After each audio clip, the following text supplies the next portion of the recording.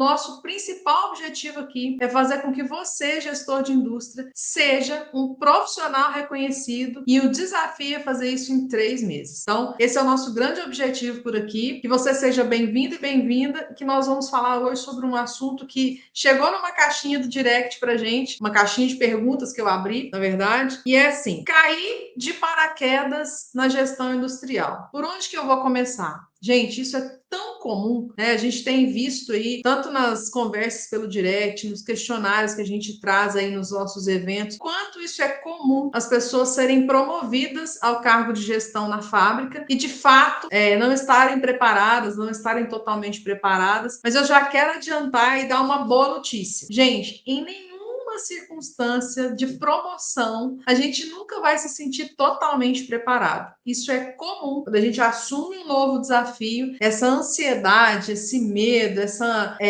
angústia que a gente fica de se vai dar certo ou se não vai, se nós vamos conseguir ou se não vamos conseguir. Isso nos causa mesmo essa preocupação e isso é normal. O que não é comum é a gente estar totalmente despreparado e aí sim colocar em risco a nossa permanência nessa vaga, nessa posição. E é sobre isso que a gente vai falar. Então, o que é, né, esse cair de paraquedas? Qual que é o contexto disso? Então, gente, as fábricas, elas têm um movimento muito dinâmico. Então, o crescimento das fábricas, ele acontece mais ou menos assim. A equipe comercial alavanca as vendas, né? Existe um movimento comercial e aí, muitas vezes, a operação da fábrica precisa acompanhar esse movimento de crescimento. E aí, essa escalada de volume, ela precisa vir com mais produtividade, muitas vezes com aumento de postos de trabalho, com aumento de turnos, ou com aumento aí de responsabilidades a serem administradas. E o que acontece é que a gente passa a dividir essas responsabilidades à medida que a empresa vai crescendo. Então, às vezes a empresa já está ali com um gerente de uma fábrica, e aí surgem várias demandas que precisa sequenciar ou dividir essa responsabilidade do gestor. E aí o movimento de crescimento das indústrias é mais ou menos isso. O comercial puxa, né, vai fazendo uma puxada de movimento de venda. Então essas vendas vão acontecendo. A equipe de produção precisa correr, né, para atender essa demanda do comercial.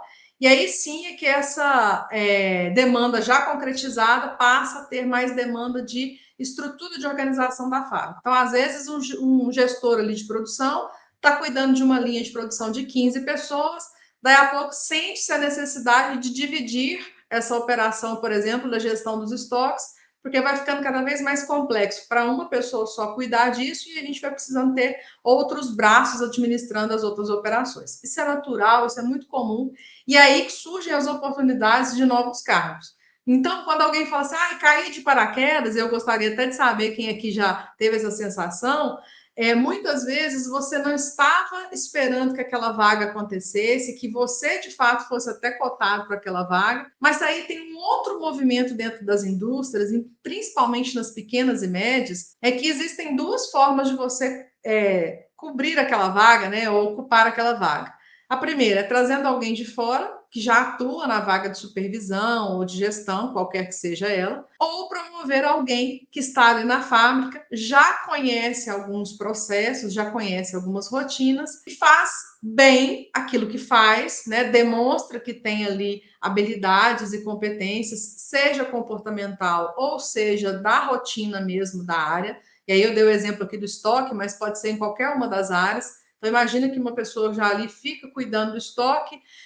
Vou usar até um exemplo de uma aluna lá da formação, que ela tem sim uma pessoa que já ajuda ela na gestão dos estoques, já ajuda nas movimentações de entrada e saída. Essa pessoa ainda não gerencia, mas à medida que ela já começa a ficar por conta exatamente daquele processo, é mais natural que a empresa veja ela como uma possível ou futura gestora. Então, em alguns aspectos, não é tão de paraquedas assim, mas de verdade é o que a gente espera e faz dentro de uma pequena e média empresa, é ir aproveitando as pessoas que já estão ali e já conhecem o processo. Porque trazer de fora até a pessoa se habilitar e se ambientar traz uma dificuldade, e também pode ser mais caro para a empresa e ela prefere aí dar oportunidade para as pessoas que estão dentro. E aí, gente, que essa sensação de cair de paraquedas é do tipo, nunca pensei na minha vida que eu fosse gerenciar uma área, nunca pensei na minha vida que fosse agora, não acho que eu estou preparado ou preparada, e aí acontece a promoção, acontece o convite. E aí é nesse momento que a gente fica, será que eu vou dar conta? Será que eu vou conseguir? Será que eu vou dar conta de tomar as decisões? Será que eu vou conseguir cuidar das pessoas? Ou agora, ao invés de ser colega de trabalho, eu vou ser líder dessas pessoas? Então, tudo isso vem na cabeça em 5 segundos e passa aí pela decisão de se aceita ou não aceita. Muitas pessoas já me relataram não aceitar esse tipo de desafio por medo. Medo de não dar conta, medo de não ser capaz, medo de não ser bom o suficiente. E é isso que eu venho trabalhando há vários meses aqui com vocês. Gente, esse medo não pode paralisar você. De jeito nenhum. Ninguém, como eu disse, né, a boa notícia é que a gente nunca assume um cargo sendo plenamente competente para ele. A gente está em constante construção. O que acontece? Quando alguém te coloca naquele cargo, é porque essa pessoa viu em você algumas potencialidades para que você desenvolva naquele cargo. Por exemplo, comportamentos. Então, você já é aquele funcionário que demonstra comportamentos que estão alinhados aos valores da empresa, alinhados ao que o dono pensa. Então, isso sim traz para você uma condição de ser visto e cotado, cogitado para assumir cargos de gestão dentro da fábrica. Ah, Aline, não sei nada do que eu tenho que saber para gerenciar. Tá, mas você já demonstra ter comportamentos que sejam adequados e alinhados à cultura da empresa. Isso é um bom sinal, isso é uma boa notícia, porque é a partir disso que a gente vai construir o que é necessário, que a gente vai falar na aula aqui sobre por onde começar e o que construir. Então, quando você faz isso, né, e quando você põe isso em prática, naturalmente você já começa o cargo com algumas vantagens. Diferente de se viesse alguém de fora, poderia ter todas as competências como gestor, experiência e tal. Mas se essa pessoa não internalizasse a cultura da empresa, de nada adiantaria. Aconteceu isso comigo, por exemplo, lá na Mabel. Quando a gente estava lá dentro da supervisão de produção, eu fui primeiro levada para esse cargo de primeira, né? Então, entrei na fábrica, iniciei como gestora, como supervisora de produção. Então, viram algumas potencialidades com a minha carreira anterior, já no estágio. E aí, quando eu tive a oportunidade de subir de cargo novamente, foi justamente pelos comportamentos, pelas entregas e pela forma como que eu me posicionava. Então, estava pronta para o próximo nível, para o próximo desafio? Não. Hoje eu olho e falo assim, meu Deus, como eu consegui fazer isso, sendo que naquela época eu não tinha a menor condição.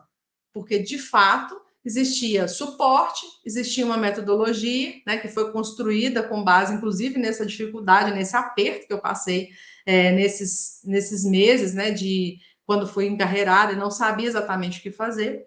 Então, isso aconteceu, gente, de modo que eu pudesse confirmar aquelas habilidades que me eram confiadas.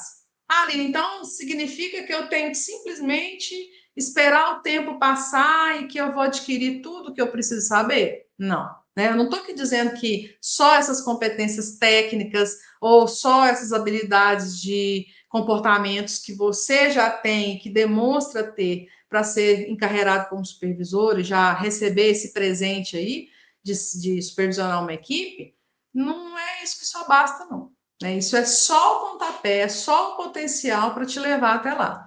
E aí, por isso que a gente acaba ficando com essa sensação, né? Poxa, caí de paraquedas aqui, como que a coisa vai funcionar? Como é que eu vou fazer? O que eu tenho que agir? Como que eu tenho que agir? Né? E é basicamente sobre isso, que é não ficar esperando o tempo passar, gente.